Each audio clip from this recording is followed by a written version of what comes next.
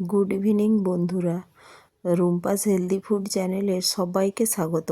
আজ আপনাদের সামনে নিয়ে এসেছি লক্ষ্মী গাজল মাছ আমি কিভাবে আলু দিয়ে বানাই তারই রেসিপি নিয়ে। লক্ষ্মী গাজল মাছটা আমি বাজার থেকে নিয়ে চলে এসেছি, আর ওরা এটা যার কাছে নিয়েছি ওই কেটে দিয়েছে। তো মাছটা ধুয়ে আমি লবণ হলুদ মাখিয়ে নিয়েছি।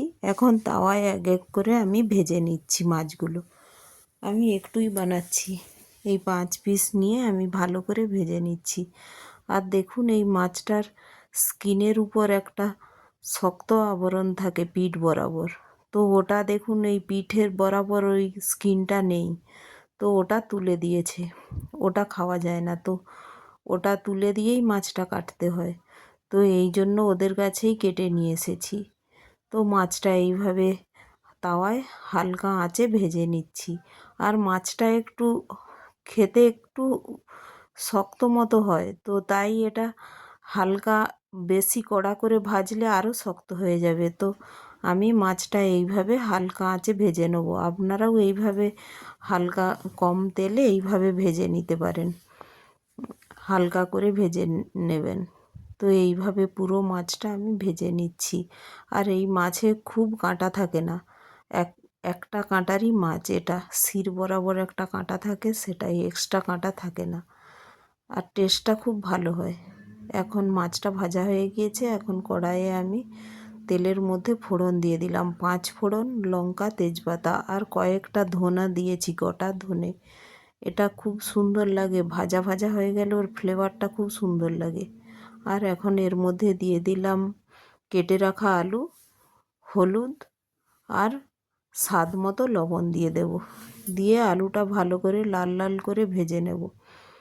এখন এই আলুটার মধ্যে একটা গোটা টমেটো দিয়ে দিলাম। দেখুন, টমেটোটা দেশি টমেটো, তাই এটা স্বাদে অনেকটাই টক হয়। তাই এটা যদি আমি কেটে দিয়ে দিই তো আলুটা বয়েল হতে বেশি সময় লাগবে, তাই আমি গোটাই দিয়ে দিলাম। আর যেহেতু দেশি টমেটো, তো নাড়াচাড়া করতে করতেই এটা প্রায় কুক হয়ে যায়। তো এটা আমি পরে অটোমেটিক এটা ঝোলের সাথে মেল্ট করে দেব। তো এখন এর মধ্যে দিয়ে দিলাম ধনে পাউডার, জিরে পাউডার আর দিয়ে দেব আদা পাউডার। আপনারা এটা আদা একটু বেটে নিতেও পারেন, আমার কাছে ছিল না তাই আদা পাউডার দিয়ে দিলাম। এখন এর মধ্যে দিয়ে দিলাম কাঁচা লঙ্কা। আমি কাঁচা লঙ্কা দিয়েই রান্নাটা করছি। আপনারা রেড চিলি পাউডারও দিতে পারেন। যেহেতু আমি রেড চিলি পাউডার বেশি ইউজ করি না, তাই কাঁচা লঙ্কা দিয়েই আমি রান্নাটা করছি। আর দেখুন, এটা লাল লাল করে ভাজা হয়ে গিয়েছে। আর এর মধ্যে দিয়ে দিলাম গরম জল। আর আদা দিয়ে বেশি নাড়ব না, কারণ আদাটা বেশি নাড়া হলে তেতো হয়ে যায়। তাই হালকা নেড়েই এর মধ্যে দিয়ে দিলাম গরম জল। গরম জল দিয়ে এই আলুটা কুক হতে দেব। আলুটা প্রায় 50%-এর বেশি হয়ে যাবে, তখন আমি এর মধ্যে দিয়ে দেব ভেজে রাখা মাছগুলো। দেখুন, এখন 5 মিনিট পুরো আমি এটা হতে দিয়েছিলাম। এখন এর মধ্যে দিয়ে দিলাম ভেজে রাখা ওই লক্ষ্মী কাজল মাছগুলো। আর এই মাছটা খেতে খুব ভালো লাগে, একটা ইলিশের ফ্লেভার আসে। আর কাঁটাও নেই, যেহেতু ইলিশের মতো অত কাঁটা নেই, কিন্তু ফ্লেভারটা ইলিশের মতো খেতে, তো খেতে খুব ভালো লাগে। তাই আমি এভাবে বানিয়েছি। আপনারাও অবশ্যই একবার এই মাছটা এভাবে বানিয়ে দেখবেন। এখন মাছটা দিয়ে আমি 5 মিনিট আবার কুক হতে দেব।